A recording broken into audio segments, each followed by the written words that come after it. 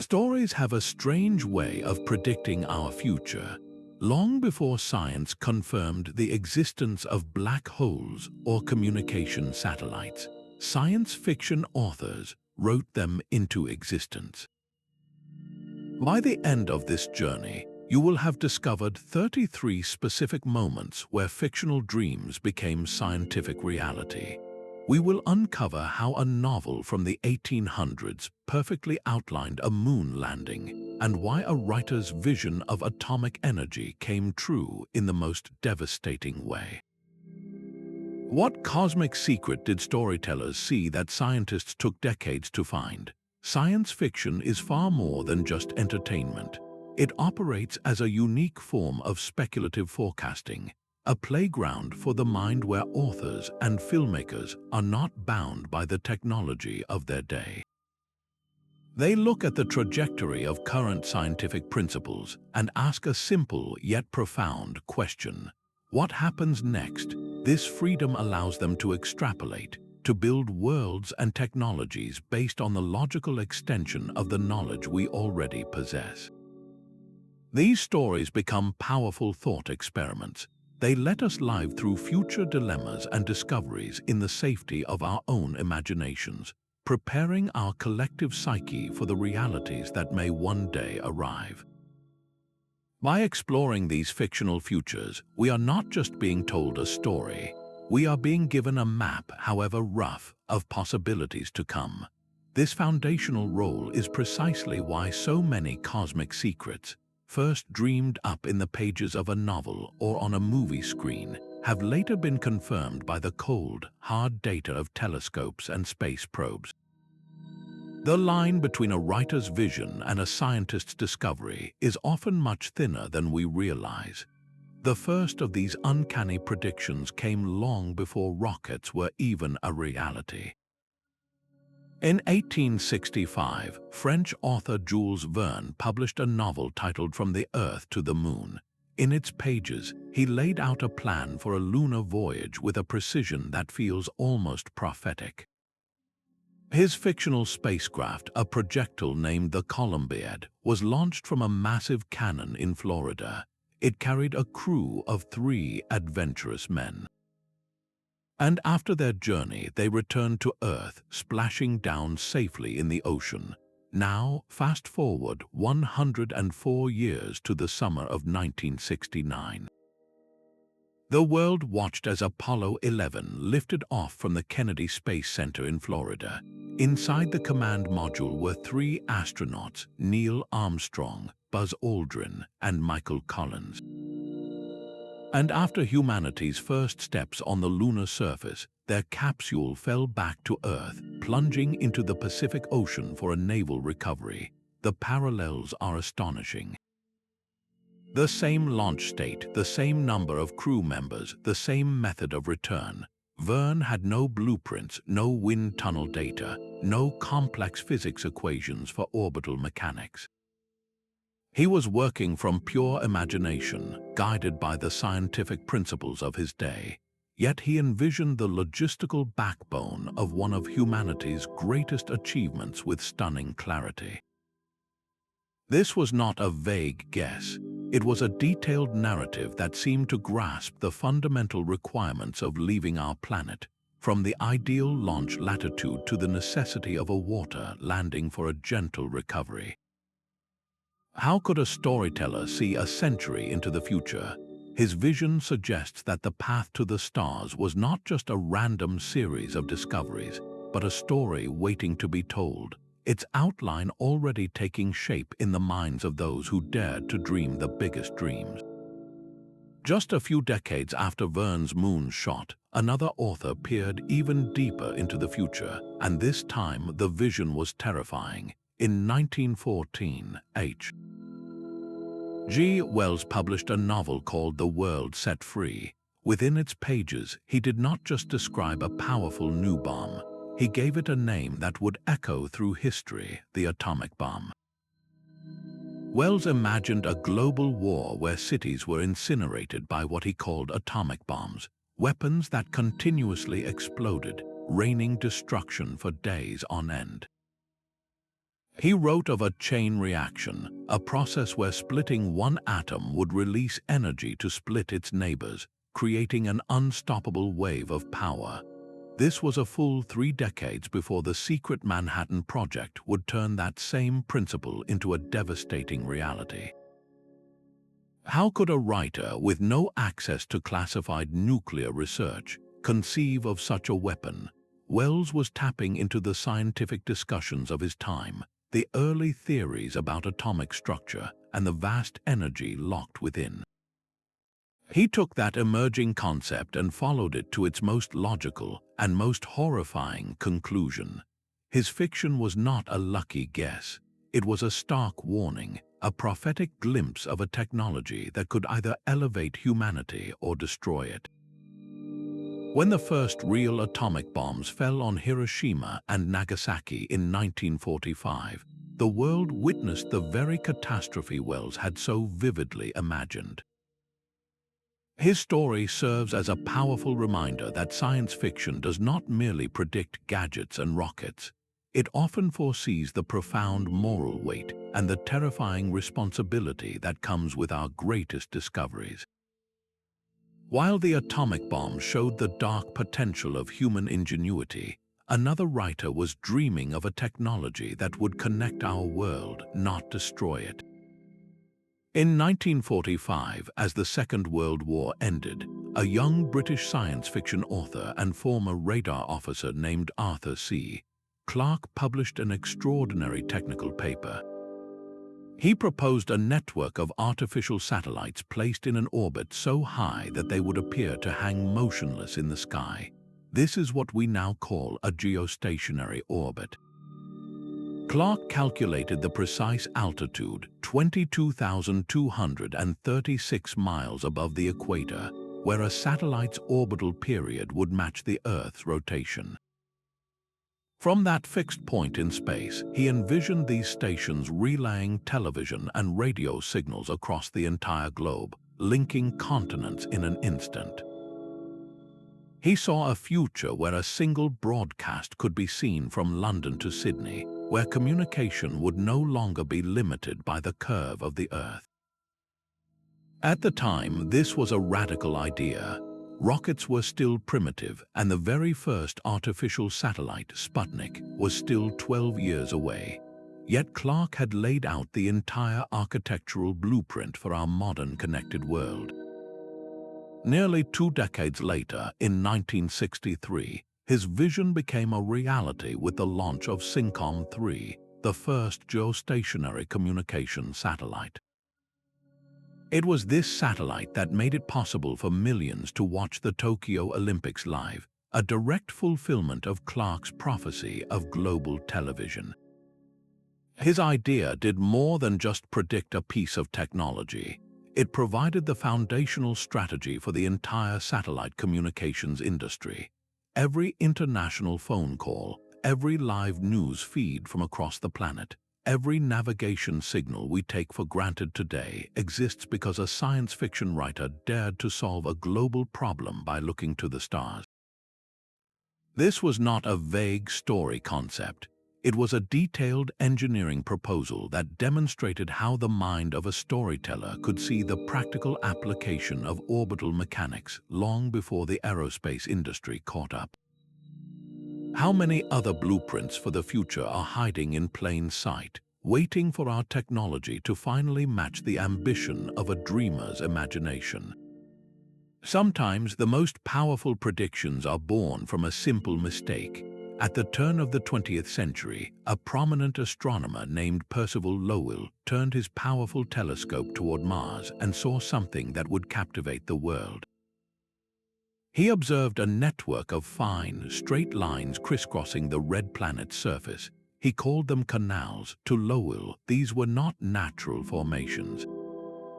They were evidence of a vast, intelligent irrigation system built by a desperate, ancient civilization to channel water from the polar ice caps to their dying cities.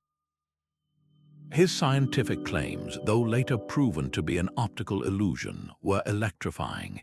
They provided a seemingly factual foundation for a story that the public was eager to believe, that we are not alone in the cosmos. This idea of a living, breathing Mars immediately took root in popular culture, most famously in H.G. Wells's classic novel, The War of the Worlds. Wells painted a picture of an advanced, if malevolent, Martian race launching its invasion force toward Earth. Lowell's Canals and Wells's invaders became intertwined in the public imagination, creating a powerful narrative that Mars was a world worth watching, a world that might be watching us back. For decades, this fictionalized Mars, a planet of ancient builders and cunning intellects, fueled our collective curiosity. It was this very curiosity, stoked by stories of canals and civilizations, that helped build the public support and scientific drive to finally go and see for ourselves. When our robotic emissaries, the Viking landers, finally touched down on the Martian soil in the 1970s, they found no canals, no cities, and no waiting Martians. But they did find something almost as profound, geological evidence that liquid water once flowed freely across the planet's surface. The fiction was wrong in its specifics, but it was eerily correct in its central theme, that Mars held the secrets of water, the key ingredient for life as we know it. This is the unexpected power of a mistaken idea. It can set a course for discovery that leads us to a truth far more fascinating than the fiction we started with. But if Mars showed us the power of a mistaken idea, black holes reveal the power of a perfect one, conceived in fiction decades before science could prove it. While astronomers were still mapping stars, a writer named Doc Smith was dreaming of something far darker. In his 1928 space opera, The Skylark of Space, he introduced readers to black suns. These were not just dark spots in the sky. Smith described them as regions of such immense gravity that they could trap light itself, pulling spaceships off course and threatening to consume everything around them. He called them cosmic vacuums, and in that simple, powerful phrase, he captured the very essence of what a black hole is. This was a full 11 years before Robert Oppenheimer and his colleagues would first calculate the theoretical possibility of such an object based on Einstein's theory of general relativity. How could a writer of pulp fiction grasp a concept that would baffle the greatest scientific minds? Smith was not doing complex mathematics. He was following a story logic, taking the known force of gravity and asking what would happen if it became unimaginably stronger. He imagined the ultimate endpoint of gravity's pull, a place where the rules of the universe as we know them simply break down. His black suns were a narrative device, a cosmic obstacle for his heroes to overcome, but they were also an astonishingly accurate prediction. These fictional portrayals did more than just anticipate a discovery. They served as a crucial primer for the public imagination. When scientists like Oppenheimer and Wheeler began talking about frozen stars or gravitational singularities, the concept was not entirely alien. Readers of science fiction had already been there. They had already grappled with the idea of a point in space where gravity wins, where not even light can escape.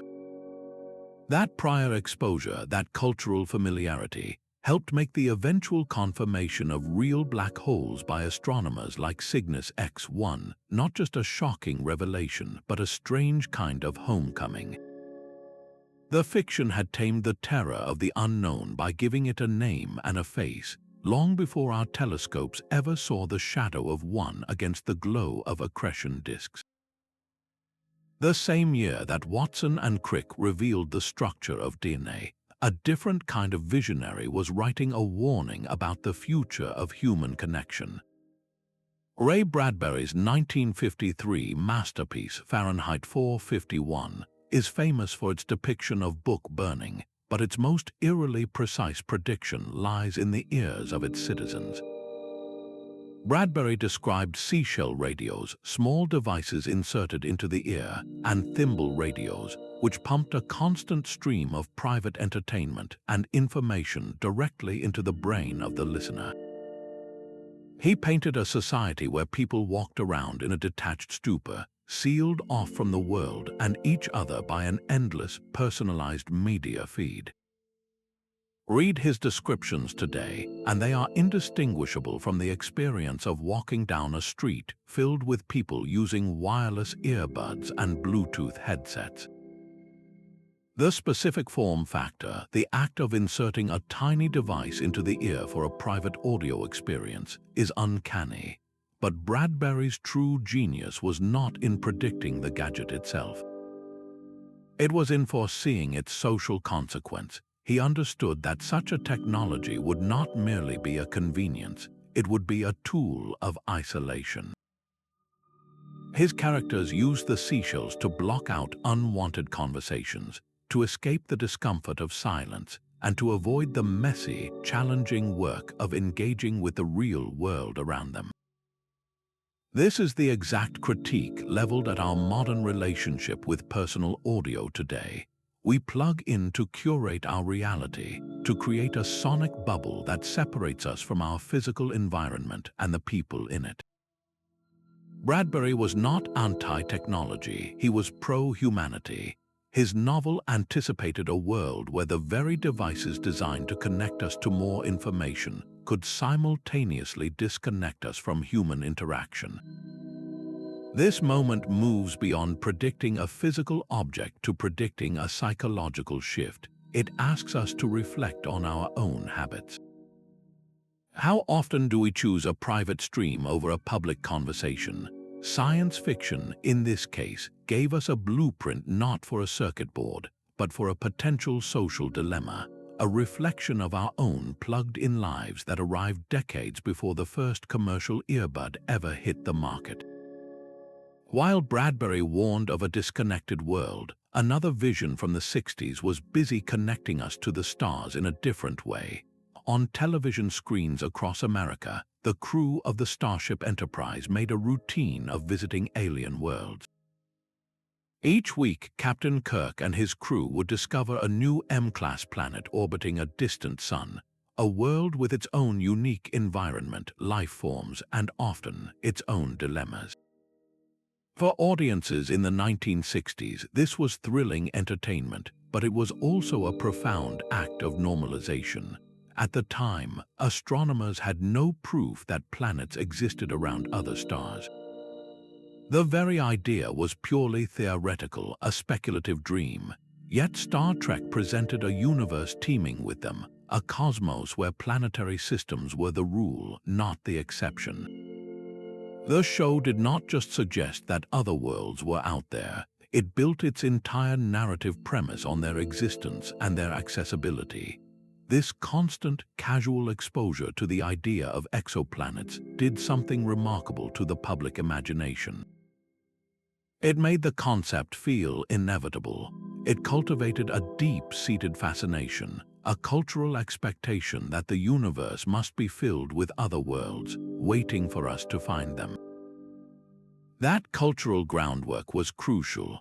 When the first real exoplanets were finally confirmed in the early 1990s, orbiting a pulsar of all places, the public was not confused or skeptical. We were prepared. We had already been there, in a sense, through the stories.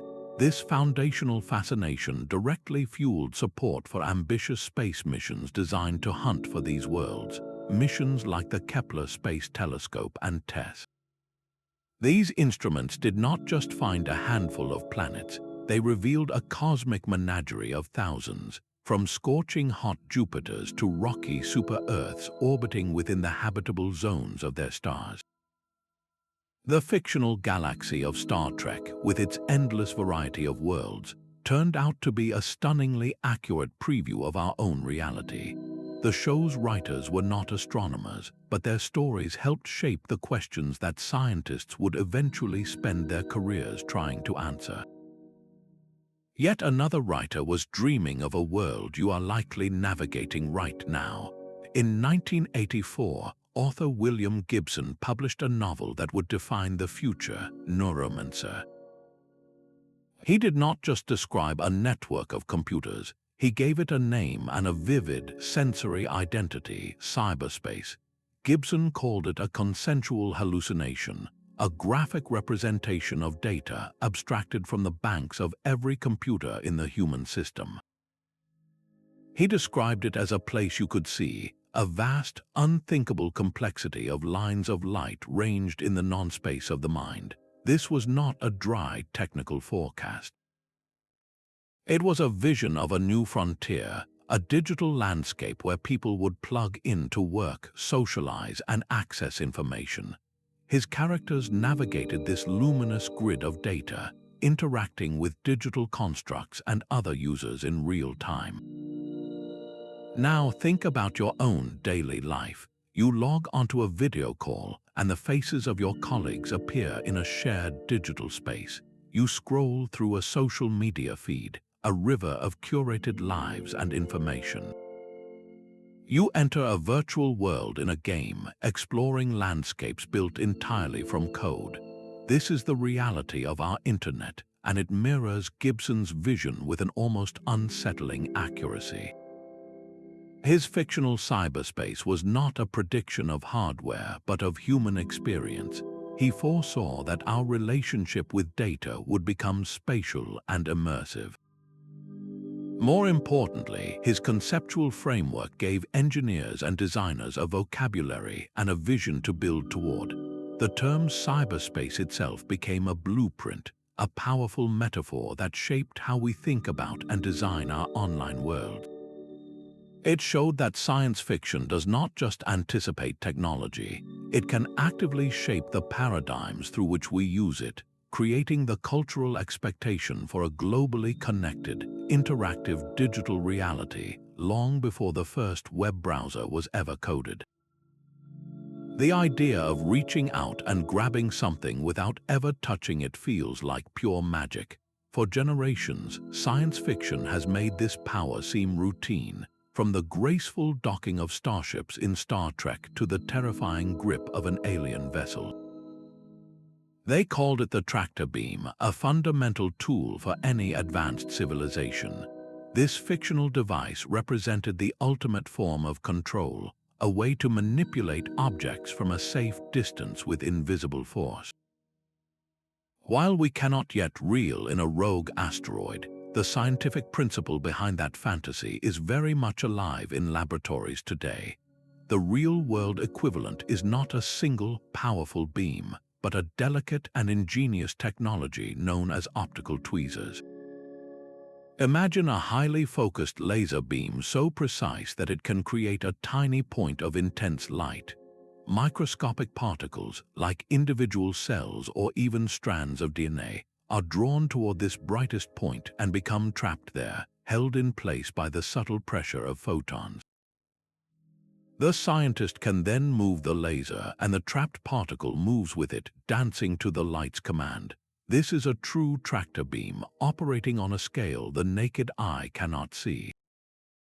The same principle applies to acoustic tweezers, which use the power of sound waves to push and position tiny objects within a fluid. Why does this matter outside of a lab? This technology, directly inspired by the sci-fi dream of non-contact manipulation, has revolutionized biophysics. Researchers can now test the physical properties of a single blood cell to diagnose disease, or carefully assemble novel materials one molecule at a time. The fictional tractor beam was a grand solution to a grand problem, moving spaceships. Its real-world descendants are solving some of our smallest, most intricate challenges, proving that a storyteller's wildest idea can provide the spark for a quiet but profound scientific revolution.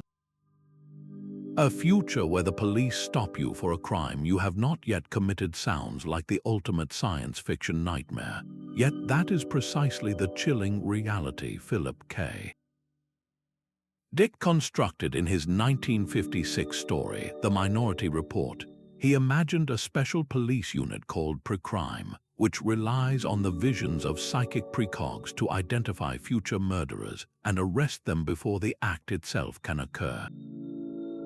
Dick was not merely writing a thrilling police procedural. He was dissecting the deepest questions of free will, destiny, and the very foundation of justice. Can you truly be guilty of a thought, an impulse, a future possibility that has not yet materialized into action? His story suggested that even with perfect foresight, the future might be malleable, leading to conflicting reports and a terrifying bureaucratic system that would rather bury the truth than admit its own fallibility. At the time, this was a profound philosophical exploration. Today, it reads like a direct blueprint for a modern controversy. The fictional Precrime unit has found its real-world counterpart not in psychics, but in algorithms. Law enforcement agencies now use predictive policing software, complex computer programs that analyze vast troves of historical crime data. These systems generate maps forecasting where crime is most likely to occur next, and in some cases, they even generate lists of individuals deemed most likely to be involved in a future violent act. The parallels are startling. Just as in Dick's story, the goal is preemption to stop crime before it happens, and just as in his narrative, this practice raises the very same ethical alarms. Does forecasting a probability based on past data equate to predetermining a person's future? Can an algorithm, trained on data that may itself reflect historical biases, ever be truly just? The debate Dick ignited in fiction is now happening in courtrooms and city council meetings. We are forced to ask where the line should be drawn between public safety and the presumption of innocence. Philip K. Dick's genius was in seeing that the heart of this future conflict would not be the technology itself, but the ancient human questions of choice, bias, and punishment that the technology would force us to confront all over again. A spinning wheel against the blackness of space, a graceful, silent hub for all of humanity. This was the iconic space station from Stanley Kubrick's 1968 film 2001, A Space Odyssey. More than just a set piece, it was a fully realized environment, a place where people lived and worked in shirt sleeves, thanks to the artificial gravity created by its slow, constant rotation. It featured a hotel, a government lounge, and a docking port for shuttles arriving from Earth. This was not a cramped metal can, but an orbital city, a declaration that humanity's future in space would be one of comfort and permanence. At the time of the film's release, space stations were still crude concepts, sketched out on engineering pads with little thought given to the day-to-day experience of living there. Kubrick and author Arthur C. Clarke presented a vision that was both plausible and breathtakingly elegant. They showed us a home in the void, while our real-world International Space Station is a sprawling, zero-gravity laboratory dedicated purely to science. It fulfills the core promise of Kubrick's vision, a continuous, long-term human presence in orbit. It is the proof of concept that we can live and work off our planet. The cultural impact of that fictional station cannot be overstated. It gave millions of people a tangible, awe-inspiring image to hold onto, a destination that felt not just possible, but inevitable. That shared dream, seeded by a film, helped build the public support and political will that turned the International Space Station from a blueprint into a reality. The fiction did not just predict a structure, it provided the emotional and aesthetic blueprint for what a home in space should feel like, a vision we are still working to perfect today. The sleek, glass panels we carry in our bags today have a direct ancestor on the bridge of the Enterprise D. In the late 1980s, as personal computers were still bulky beige boxes tethered to desks, Star Trek, the next generation presented a different vision. Crew members carried slim, handheld devices they called PAD, personal access display devices, With a tap on the touchscreen, they accessed star charts, filed reports, or read a book. These pads were not shared terminals. They were personal, portable, and wirelessly connected to the ship's vast computer core. The show depicted them as utterly mundane tools, scattered everywhere as casually as we might leave a notepad on a table. This normalization of the technology was a crucial part of the prediction. The writers were not just imagining a cool gadget. They were building a world where such devices were an unremarkable part of daily workflow and life.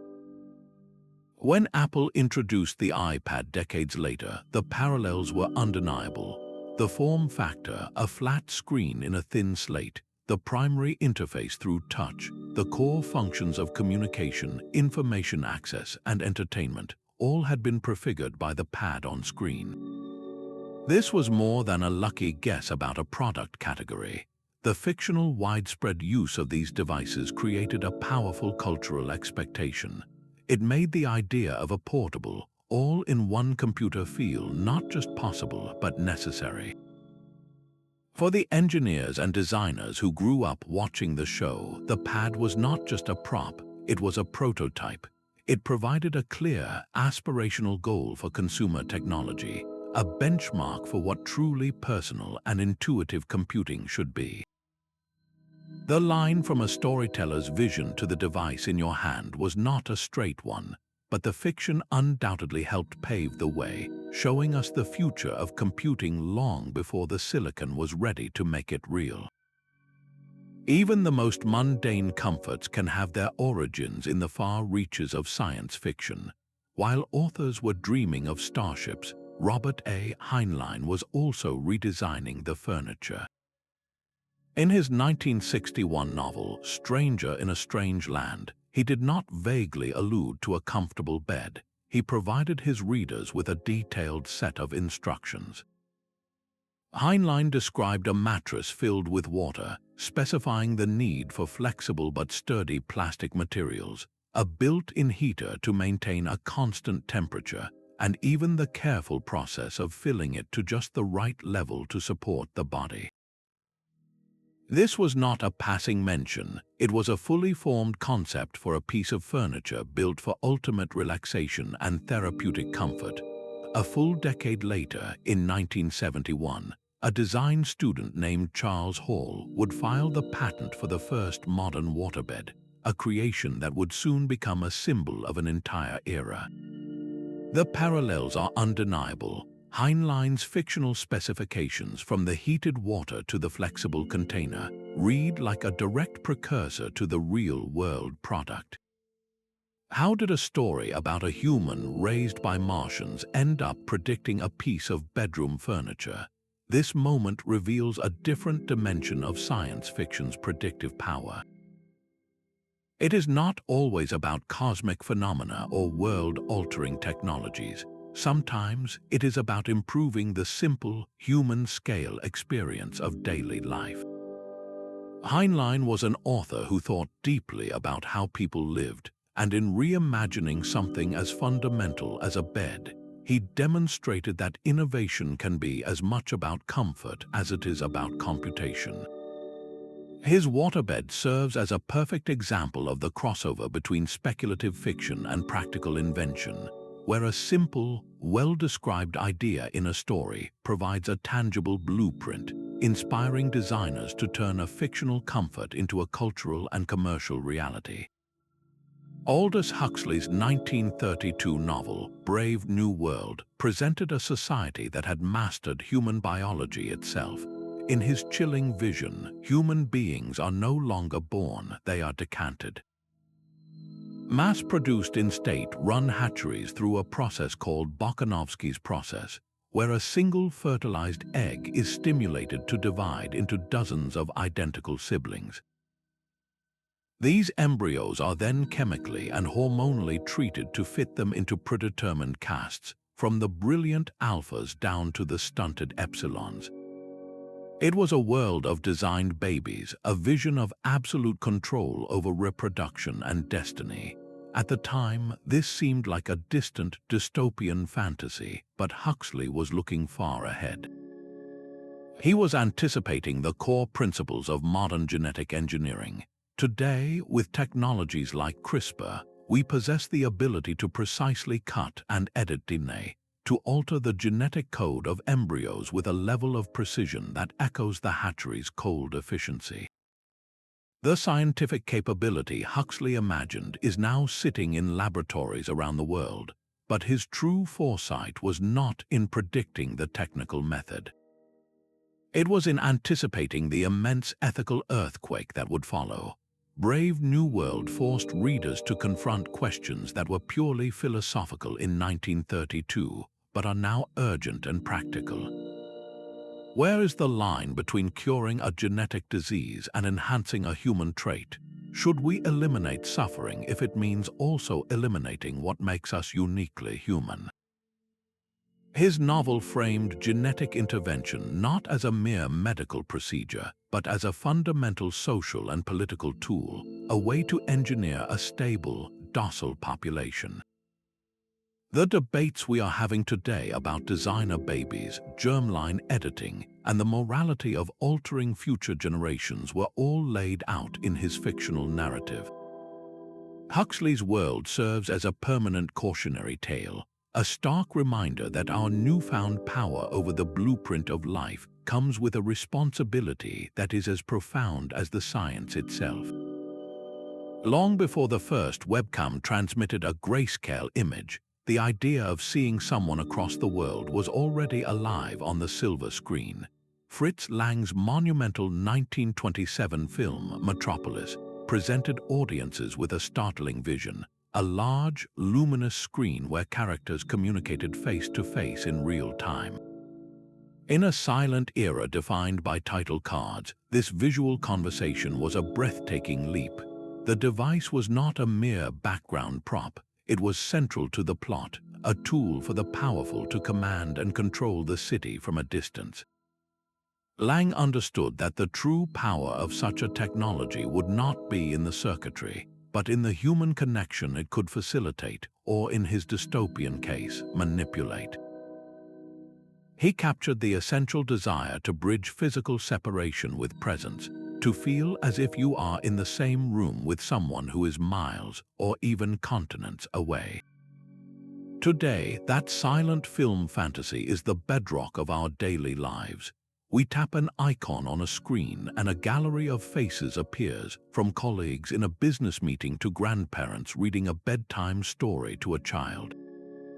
The platforms may have names like Zoom or Skype, but the core experience, the miracle of real-time visual connection, is exactly what Lang dramatized nearly a century ago. His prediction goes beyond the hardware. It foresaw the profound social shift this technology would create, collapsing distances and redefining what it means to be together when we are apart.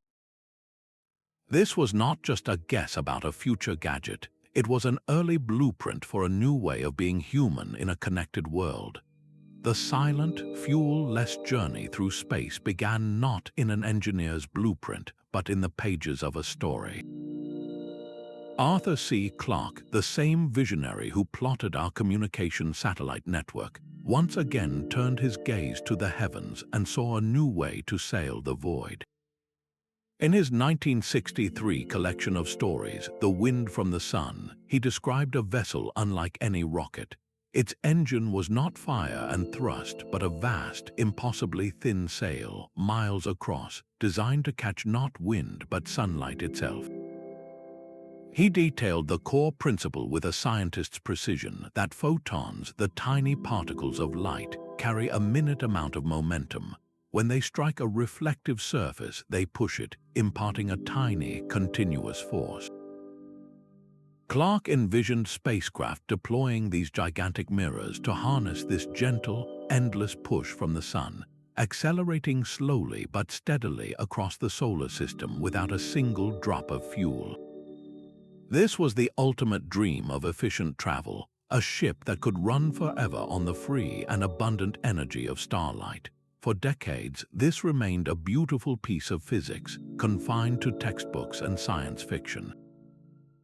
The force was so infinitesimally small, how could it ever propel a real spacecraft? Yet the elegance of the idea refused to die, inspiring a generation of scientists and engineers to try. The turning point came with the determined work of the Planetary Society, co-founded by Carl Sagan, who was himself a passionate advocate for the concept. Their Light Sail project, decades in the making, sought to turn Clarke's fiction into demonstrable fact. After years of development, Light Sail 2 finally launched, and in 2019, it performed its historic maneuver. The small spacecraft unfurled its silvery sail, about the size of a boxing ring, and controllers on Earth watched in triumph as the gentle pressure of sunlight successfully raised its orbit. It was a quiet, graceful proof of a powerful idea. This was not a violent blast of rocketry, but a serene, continuous push, exactly as Clarke had written.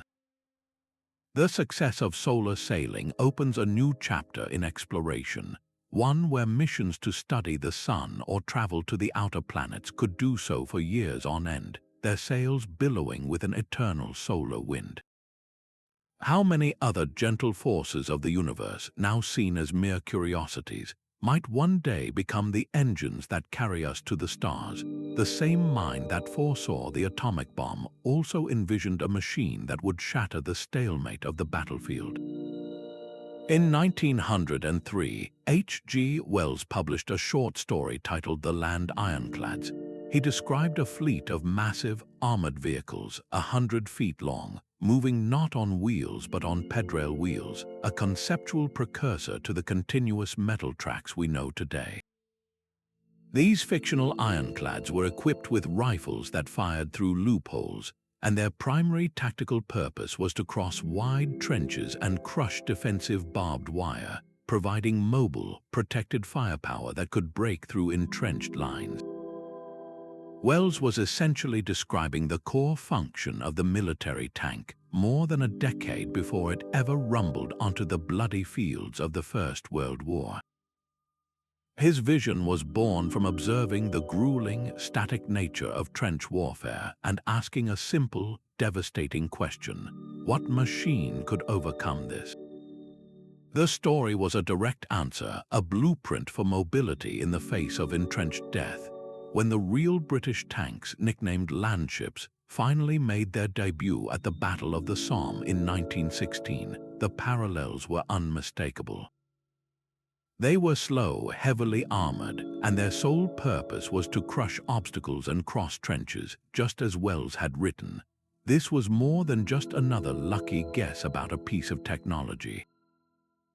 It demonstrated a profound new dimension of science fiction's influence, its ability to directly shape military strategy. Wells did not just predict a vehicle, he predicted a solution to a tactical problem that generals were struggling with. His story provided a vivid, conceptual model that military innovators could look to and think, yes, that is exactly what we need. The fictional ironclad became a catalyst, a powerful idea that helped accelerate the development of a weapon that would forever change the face of ground combat. How many other solutions to our future problems are currently hiding in the pages of a story, waiting for the right moment to be built? Death is the one journey from which no one has ever returned. But what if it were not an ending, but merely a pause? This radical idea lies at the heart of cryonics, a concept that first captured the public imagination not in a lab, but in the pages of science fiction. In 1964, a physics teacher named Robert Ettinger published a book titled The Prospect of Immortality.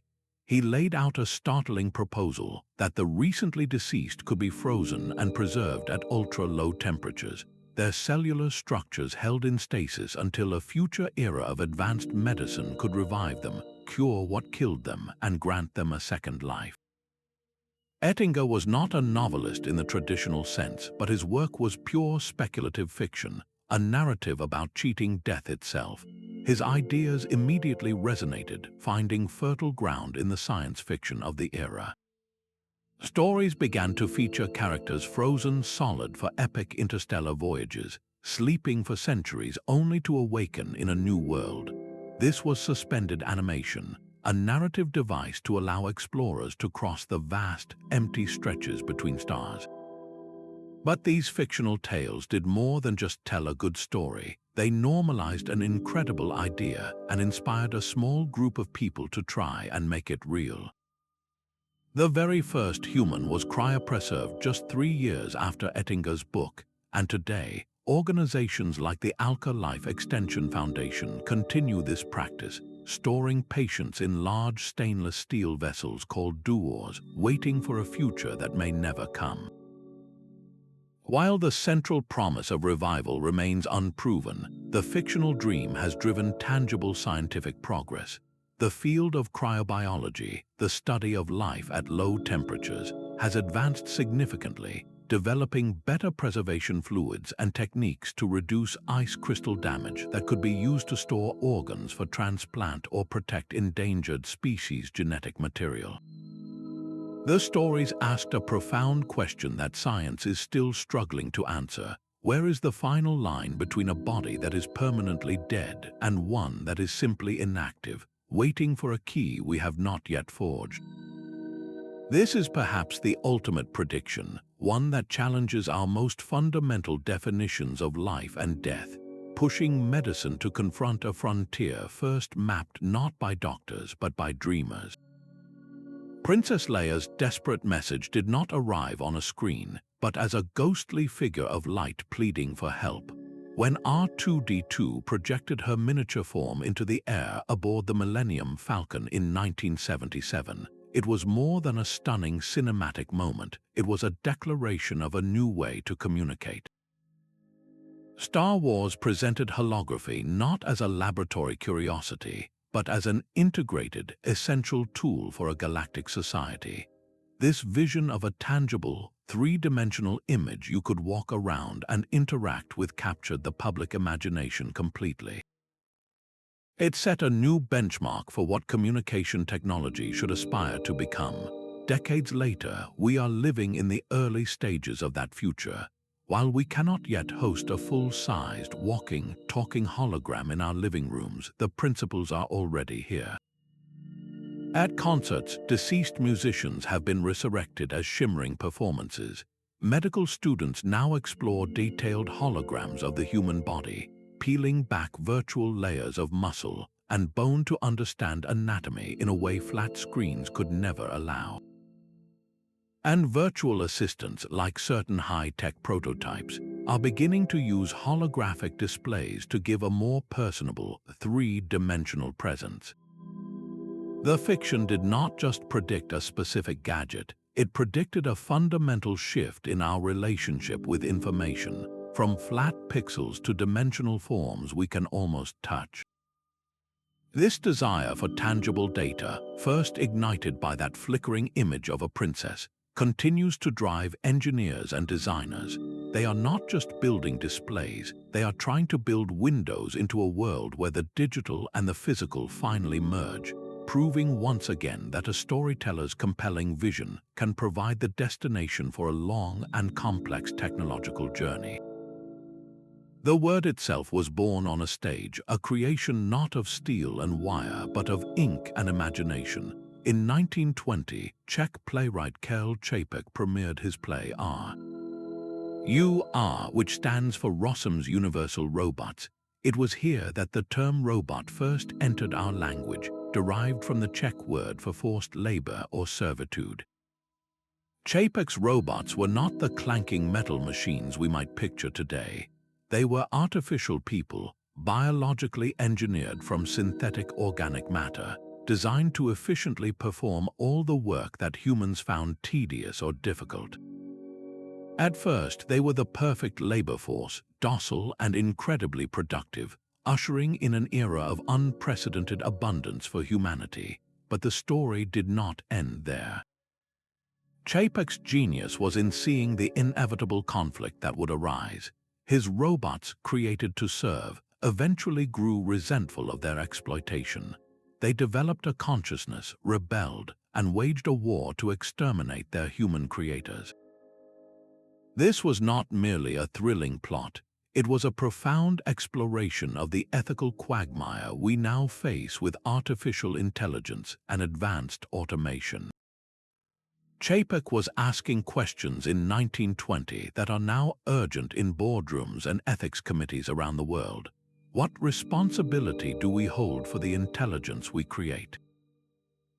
Can a being built for servitude ever be denied personhood? His narrative foresaw the central tension of our technological age, the trade-off between incredible efficiency and the potential loss of control. Today, we see his vision unfolding not with biological androids but with lines of code. Intelligent systems now manage our stock markets, diagnose diseases, and control our power grids. They perform complex tasks with a speed and accuracy that dwarfs human capability, just as the robots of R.U.R. did.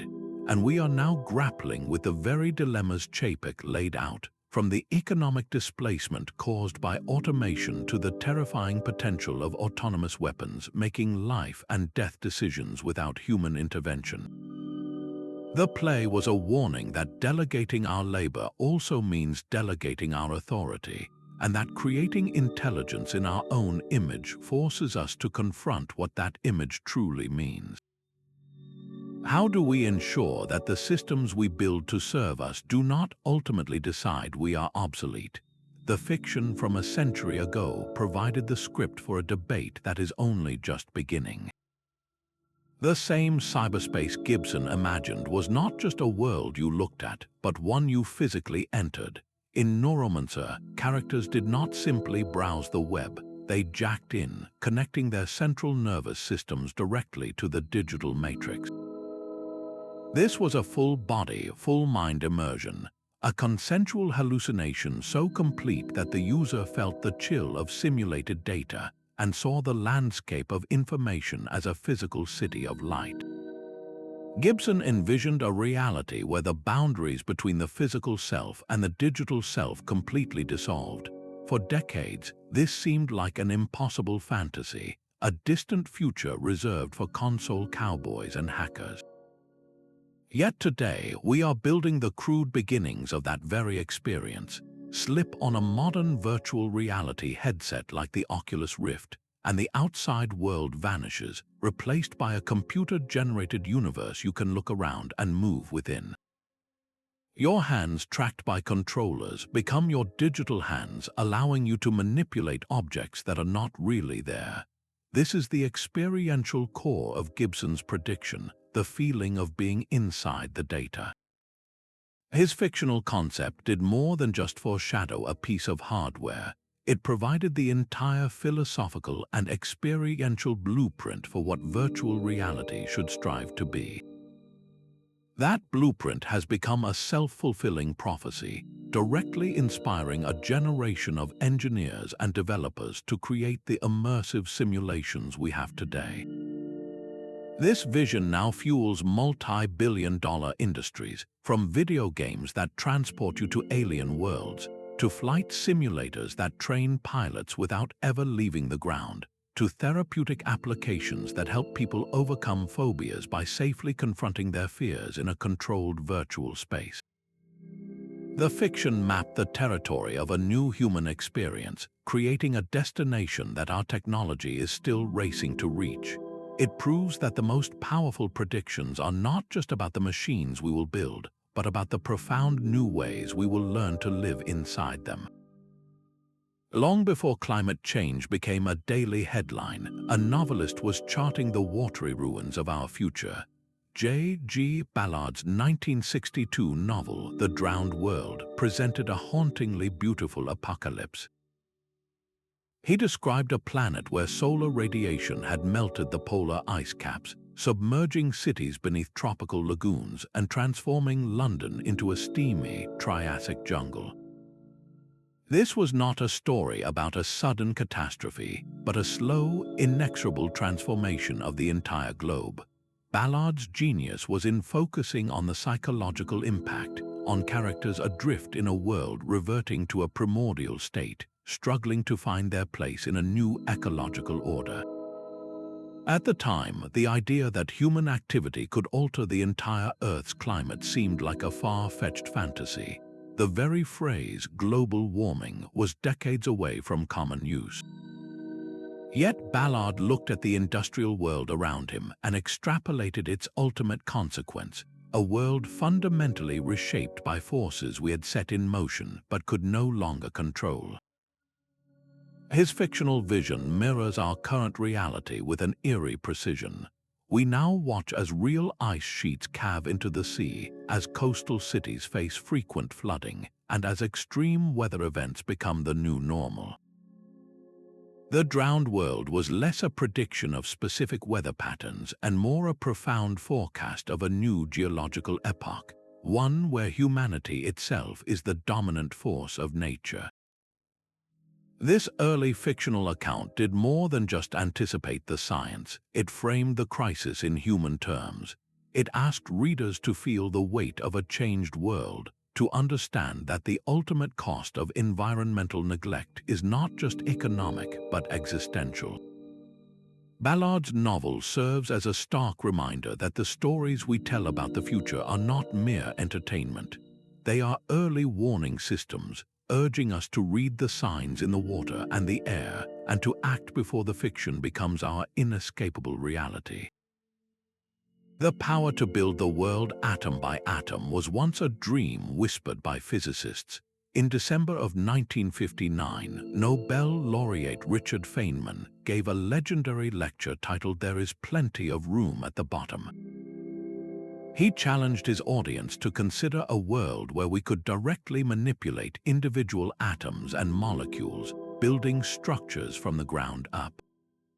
Feynman was not describing a specific tool, but a fundamental principle that the laws of physics offered no barrier to us working on this infinitesimally small scale. He talked about writing the entire Encyclopedia Britannica on the head of a pin, and of building tiny, complex machines thousands of times smaller than the width of a human hair. At the time, this seemed like a brilliant but fanciful thought experiment, a vision with no clear path to reality. Yet this lecture became a foundational text, a seed crystal for an entire field of science. Decades later, authors like Neil Stephenson would build entire fictional worlds upon this idea. In his novel The Diamond Age, he imagined a future transformed by nanotechnology, where programmable matter could become anything from a book to a building, and microscopic medical machines coursed through people's veins, repairing and defending the body from within. These stories took Feynman's speculative physics and gave it a narrative life, exploring the social upheavals and human dilemmas that such total control over matter would inevitably bring. But the fiction also served as a guide, creating a cultural and intellectual framework that helped scientists visualize the potential of their own work. Today, Feynman's room at the bottom is a bustling reality. We have scanning tunneling microscopes that can not only see atoms but nudge them into place, spelling out corporate logos or creating tiny quantum corrals. In medicine, researchers are designing lipid nanoparticles to deliver gene therapies directly into cells, acting as microscopic fairies for healing instructions. New materials like carbon nanotubes stronger than steel and as light as air are being engineered molecule by molecule. We do not yet have the swarming nanobots of fiction, but we are building their primitive ancestors, molecular machines that can perform simple tasks like carrying a single atom or spinning like a rotor. The journey from a physicist's provocative question to a world-changing technology was paved by stories that dared to ask the next logical question. If we can command the atoms, what kind of world will we choose to build? A child's finger taps a screen and a distant fleet obeys. This is the chilling reality at the heart of Orson Scott Card's 1985 novel, Ender's Game. In its pages, children like Ender Wiggin are trained through immersive video games, only to discover they are not playing a simulation at all. they are commanding real starships in a genuine war, annihilating an alien species from the comfort and safety of a remote station. They watch the consequences of their actions on a screen, completely detached from the visceral reality of the destruction they unleash. At the time, this was a powerful narrative device to explore the psychological burden of command. Today, it reads as a precise and unsettling forecast of modern drone warfare. The fictional child pilots, staring at their monitors and joysticks, are the direct precursors to the real-life drone operators who sit in air-conditioned trailers in Nevada, piloting unmanned aerial vehicles over conflict zones thousands of miles away. They guide missiles to their targets based on video feeds, making life and death decisions before driving home to have dinner with their families. Card's story captured the core psychological dynamic of this new form of combat, the profound and unsettling disconnect between the act of killing and its physical consequences. This shift raises profound ethical questions that his narrative forced us to confront decades in advance. Does physical distance create a moral distance? Does fighting a war from a console where the enemy is a pixelated dot on a screen make it easier to pull the trigger? The story explores how this detachment can warp a soldier's psyche, leading to a unique form of trauma that blends the stress of combat with the surreal guilt of a video game player. Ender's Game did not just predict the joysticks and video feeds of drone warfare, it anticipated the central strategic and human dilemma we now face. As more nations integrate unmanned systems into their militaries, we are forced to ask where the line is between a soldier and a gamer, and what happens to our humanity when war becomes a remote-controlled operation. A shimmering column of light descends, and a human form dissolves into a stream of energy, only to perfectly reassemble miles away on a planet's surface. The transporter from Star Trek made this miracle of instantaneous travel look effortless, a routine solution to the narrative problem of getting characters from the Starship Enterprise down to an alien world each week. This was not just a clever plot device, it was a powerful visual that embedded the dream of teleportation deep into our cultural DNA. For millions of viewers, beaming became the ultimate symbol of a future free from the constraints of distance and the slow crawl of rockets.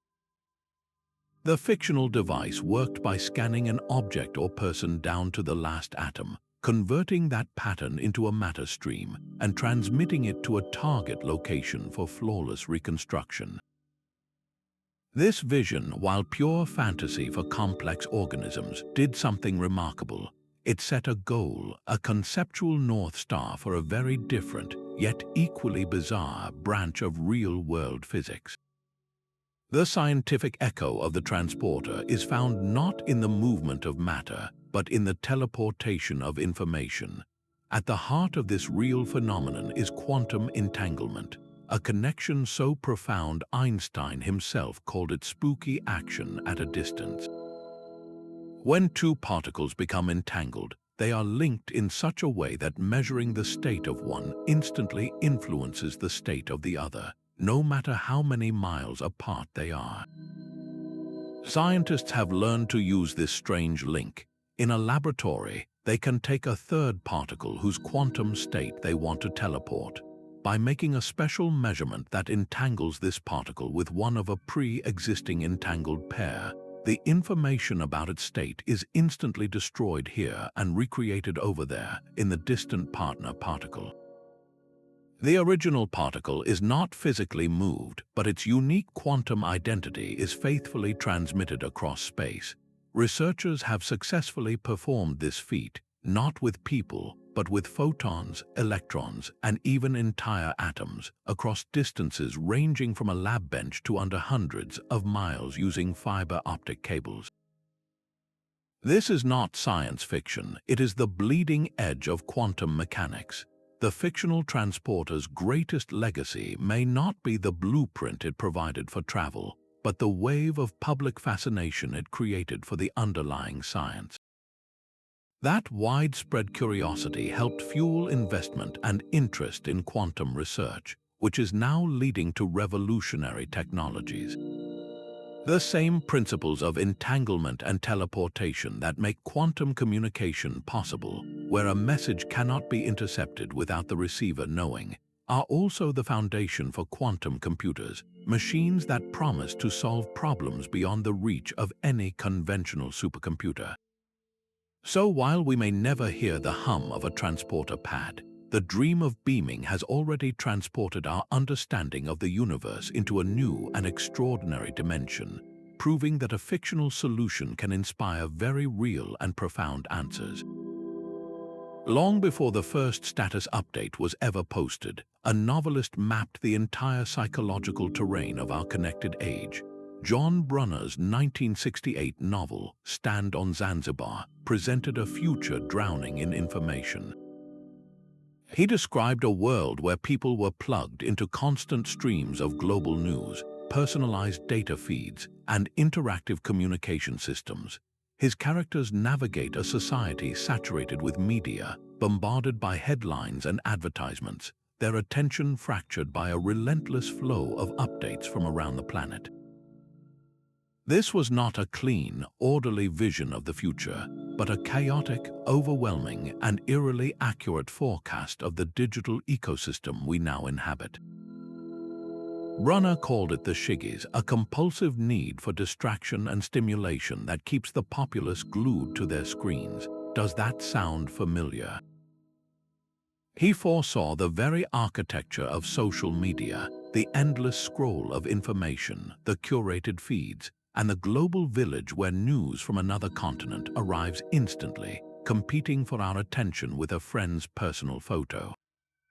His fictional world was one of data overload, where the sheer volume of available information made it difficult to discern truth from noise, a challenge we now face every single day. Brunner's true genius, however, was not in predicting the platforms themselves, but in anticipating their profound social and psychological costs. He saw how this constant connectivity would reshape human interaction, leading to shorter attention spans, social fragmentation, and a deep underlying anxiety. His novel explores the mental health toll of living in a world that never stops broadcasting, a world where we are always on but rarely truly present. Stand on Zanzibar serves as a powerful, decades-old mirror, reflecting our own struggles with digital literacy and the conscious management of our attention.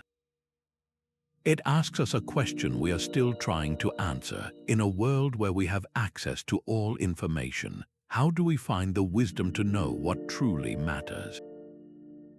A ribbon of carbon stretching from the Earth's surface into the silent blackness of space. This was the breathtaking vision Arthur C. Clarke presented in his 1979 novel, The Fountains of Paradise.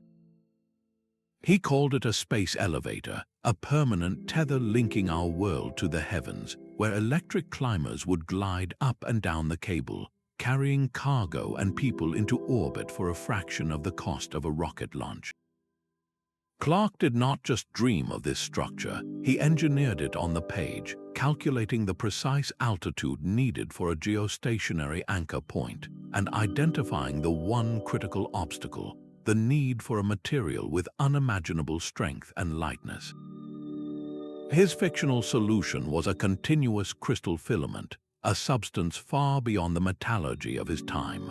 For decades, this idea lived primarily in the realm of speculative fiction and fringe science, a beautiful concept seemingly shackled by physical impossibility.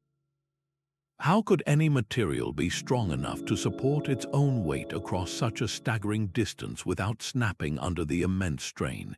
Yet Clarke's narrative provided a clear and compelling target. It outlined a practical infrastructure project so logical in its goal, to make space accessible, that it refused to be forgotten. That very fiction is now the subject of serious research and development by organizations like NASA and private aerospace firms. The key breakthrough lies in the pursuit of Clarke's miracle material, Scientists are now actively developing carbon nanotubes, cylindrical molecules that are exponentially stronger than steel and incredibly lightweight. While we cannot yet weave them into a cable 36,000 kilometers long, their existence proves that the physics underlying the space elevator is sound. The fictional dream has become a tangible engineering challenge, one with a clear path forward. This moment reveals a different facet of science fiction's predictive power. It is not merely foreseeing a gadget or a discovery, but mapping out a grand, logistical solution to one of humanity's greatest bottlenecks. Clarke looked at the astronomical cost and danger of rocketry and proposed a permanent highway to the stars, a vision that continues to inspire us to build the future he so vividly described. Your own thumb is now a key. The simple act of looking at your phone can unlock a universe of personal data. This seamless integration of biology and security felt like pure futuristic spectacle when it appeared in the film Minority Report in 2002. Tom Cruise's character, John Anderton, navigated a world saturated with biometric identification, from personalized advertising that scanned his retinas to secure doors that opened only for authorized eyes. The film presented a society where your body itself was your passport, your credit card, and your access key. At the time, this seemed like a distant, high-tech fantasy, but the filmmakers were not just inventing cool gadgets. They were observing the trajectory of digital security and asking a logical question: what if the most secure password was the one you could never forget or lose? That question has now become our everyday reality. We use our fingerprints to authorize payments, our faces to unlock our laptops, and our irises to clear airport security. The fictional world of pre-crime and retinal scanners anticipated our own rapid adoption of biometric authentication, moving it from the realm of top-secret government facilities directly into our pockets. But the film's true foresight was not in the technology itself. It was in the urgent ethical debate it ignited right alongside the dazzling visuals. Minority Report showed a dark side to this convenience, a world of constant, passive surveillance where your every movement could be tracked and your biological identity could be used against you without your consent. This is the precise conversation we are having today. How much of our unique biological data are we trading for a little convenience? Who owns this data once it is collected, and how securely is it stored? The film asked if we could trust the system not to make a mistake, a concern that echoes in modern worries about algorithms misidentifying faces or the potential for sophisticated spoofing. That fictional portrayal did not just predict a technological shift, it provided the narrative framework for the profound privacy and security dilemmas we are now navigating in real time. The dream of making another world our own is a story as old as our gaze toward the stars. Ray Bradbury's 1950 masterpiece, The Martian Chronicles, gave that ancient dream a name and a hauntingly beautiful face. He did not call it terraforming, but his stories were built upon its very principle, the deliberate transformation of a dead world into a living one. His human colonists arrive on a Mars of silent, crystal cities and ancient, ghostly Martians, only to slowly bury that alien beauty under a familiar one. They bring with them the scent of pine boards and lawn grass, the sound of screen doors slamming, and the steady, creeping spread of earth like towns. They are not just building houses, they are overwriting an entire planetary ecosystem. Bradbury's true genius, however, was not in the technical details of how this was done, but in his profound exploration of the ethical and psychological cost. His stories are filled with a deep, melancholic unease, a sense that in conquering this new world, the colonists are also destroying something sacred and irreplaceable. They grapple with loneliness, with the ghosts of the world they erased, and with the unsettling question of whether they truly belong. This fictional exploration anticipated the central dilemma of the real scientific field of planetary engineering that would emerge decades later. Today, astrobiologists and climate modelers run complex simulations to see if we could, in theory, warm the Martian atmosphere, release frozen carbon dioxide, and create a thicker, warmer environment where liquid water could flow. They study extremophile organisms on Earth that might one day be used to jumpstart a Martian biosphere. But these scientists are not just asking if we can do it, they are asking Bradbury's questions all over again. Should we do it? Do we have the right to fundamentally alter another planet, especially one that might still hold its own microscopic forms of life? What responsibility do we bear for the new ecosystem we would create, a fragile bubble of Earth life in a vast alien cosmos? Bradbury's chronicles were more than just predictive, they were prescriptive. They gave us a moral framework for an endeavor that was still pure fantasy, warning us that the greatest challenge of terraforming may not be engineering an atmosphere, but learning to live with the consequences of playing God on a planetary scale. The two-way wrist radio was more than just a clever gadget for a comic strip detective. When Chester Gould introduced it into Dick Tracy in the 1940s, he was sketching the blueprint for a technological revolution that would fit on your wrist. For millions of readers, the idea of a device that could both send and receive audio, all while being worn as casually as a watch, was a thrilling fantasy. It captured a core desire to have the power of communication seamlessly woven into the fabric of our daily lives, an extension of the self rather than a separate tool. This was the foundational vision for wearable technology. Gould was not merely predicting a smaller radio, he was anticipating a fundamental shift in our relationship with machines, moving them from our desks and our pockets directly onto our bodies. He saw that the ultimate form of personal technology would be something that was always with you, always on, and always accessible with a flick of the wrist. Decades later, that vision materialized with devices like the Apple Watch. The parallels are unmistakable. Just like Tracy's device, the modern smartwatch is a communication hub on your wrist, allowing for calls and messages. But it went even further, fulfilling the deeper promise of integrated personal tech by adding health monitoring, app access, and a universe of digital connectivity. This was not a simple case of a writer guessing a future product. It was a fictional narrative that correctly identified the trajectory of miniaturization and personalization. The story taught us to expect our technology to shrink, to conform to us, and to become invisible partners in our daily routines. From tracking our heart rate to paying for groceries, the smartwatch is the direct descendant of that two-way wrist radio, proving that the most enduring predictions are often the ones that understand not just what we will build, but how we will choose to carry it with us. A simple wooden wardrobe became the gateway to an entire universe. In his 1950 novel, The Lion, the Witch, and the Wardrobe, C.S. Lewis invited readers to step through a fur coat and into the snowy land of Narnia, a world with its own rules, its own time, and its own destiny, completely separate from our own. For millions of children, this was a formative introduction to the idea of parallel worlds, realms hidden just beyond the veil of ordinary perception.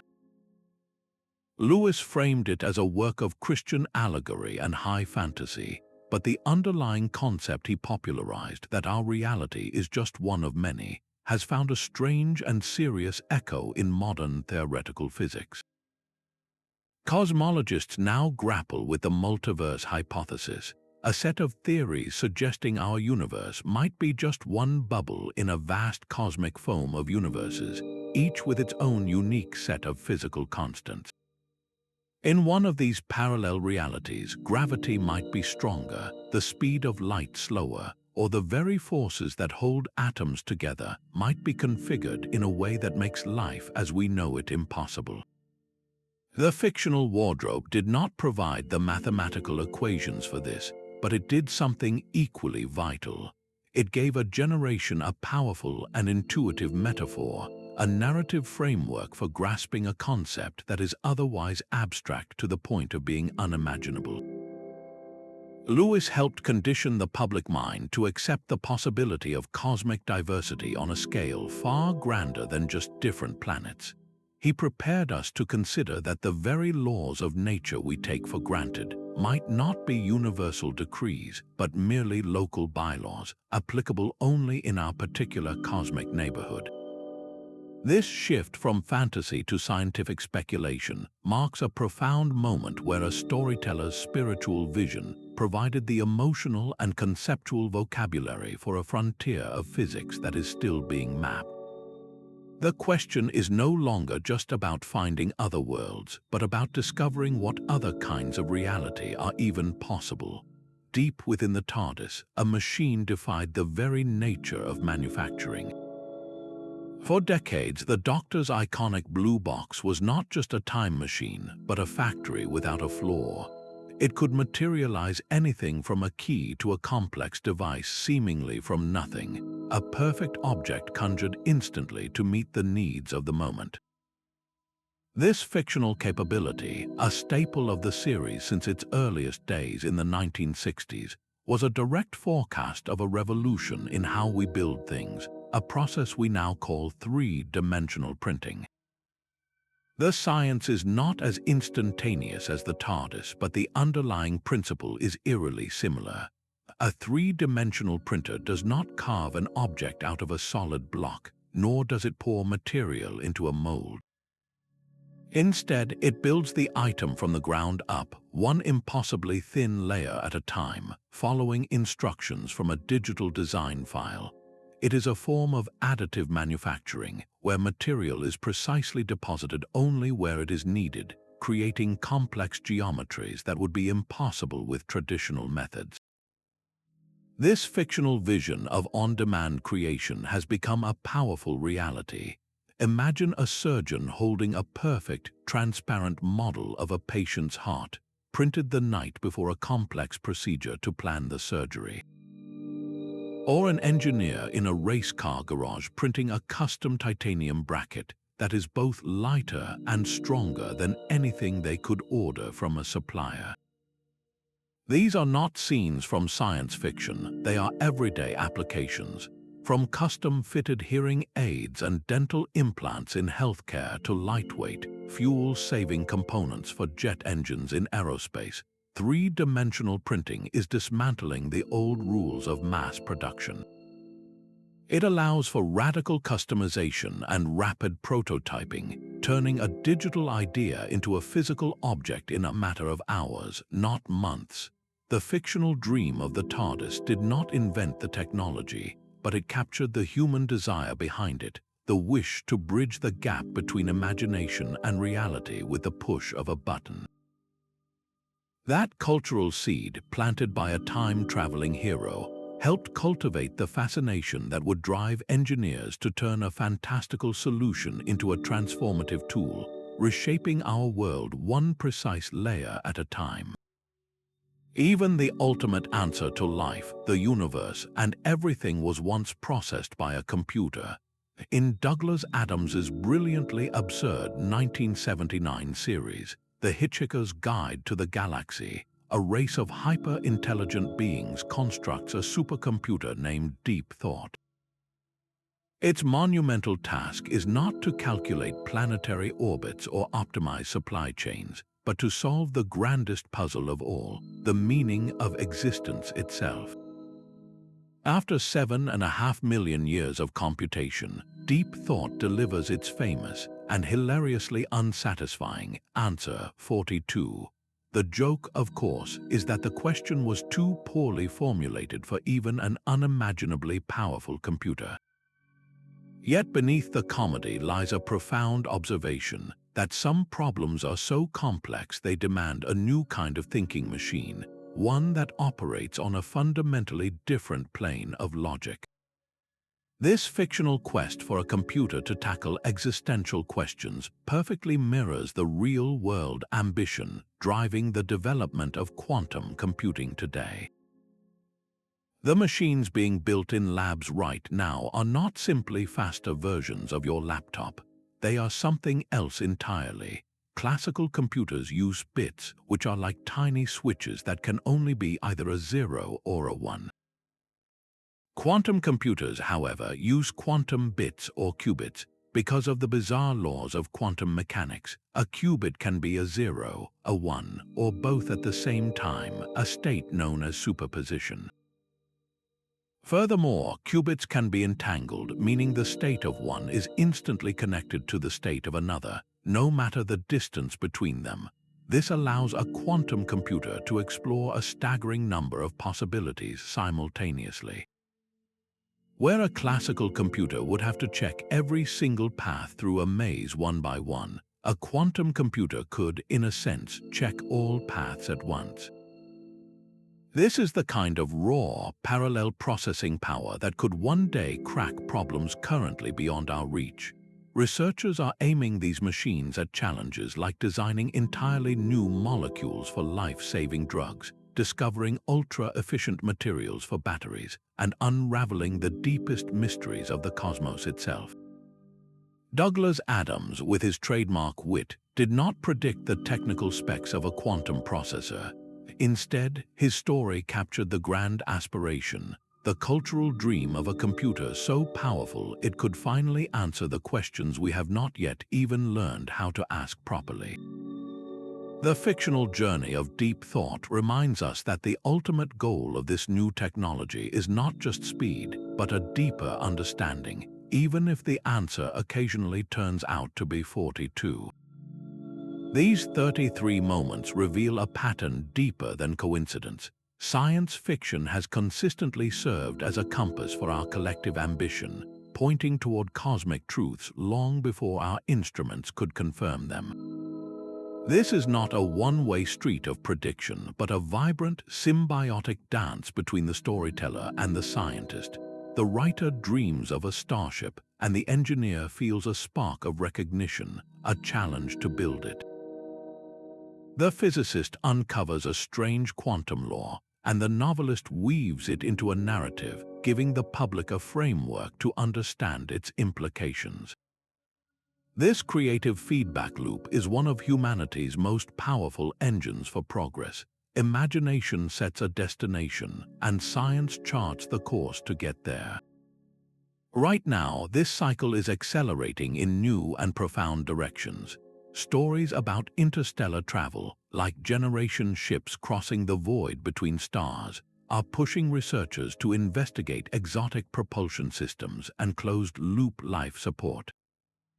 Tales of uploading human consciousness into a digital realm are fueling serious scientific inquiry into the nature of the mind and the possibility of whole-brain emulation. These are not idle fantasies, they are thought experiments that stretch the boundaries of our known physics and biology, creating a cultural sandbox where we can safely test the ethical and practical limits of our future. The enduring power of science fiction lies in this dual role. It is both a mirror reflecting our deepest hopes and fears, and a window into a future we are actively building.